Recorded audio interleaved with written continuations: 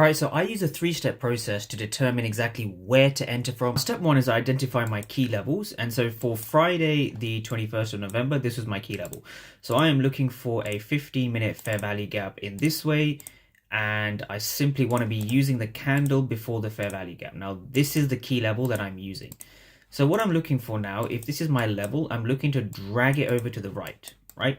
That is kind of step one. Step two is very simply, I'm waiting for market open, right? So as market is chopping around before market open, I am not interested in trading before market open, right? So as the market opens, I'm now looking for a potential setup, right? So again, what I like to do is I will mark out the first 5 minutes as an opening range. So this would be sort of the first 5 minutes. Opening range, and I'm looking to see how the market reacts with this opening range, right? So again, this is now the second tap into the POI, right? So again, this is tap one, this is now tap two. Now for me to take a short, right, notice how we haven't broken above the 5 minute opening range, we've only broken below.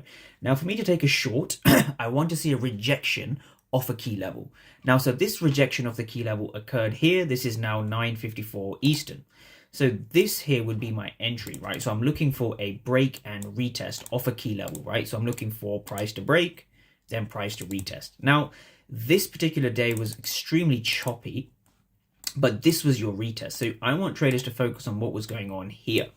And so this is where we use the order flow to our advantage, right? So if we kind of dive into this price action, this was the candle at 9:54, right? So look at what was going on here. That says 108 for 548, right? A lot of aggressive buyers, and we see that with the order flow. We see more aggressive buyers and sellers. So we see buyers being aggressive, but buyers obviously were not rewarded because we see a move to the downside, we have a retest, then we break to the downside again. Right, so this could be a short entry, right? So this is how I'd enter short. I would have my stop loss over here. And realistically, on the 15-minute, I would just target the next 15-minute fair value gap. So this would be the next level down here, right? So if we just kind of break that trade down, extremely choppy session, so only about a 1-to-1, depending on how you trade this. Very choppy session, but again, 1-to-1 was hit, right? So in this video, I want you to focus on what was going on upon each of the retests. So we had a retest over here as well. So you want to see what was going on during this retest, right? So this was now 10:25.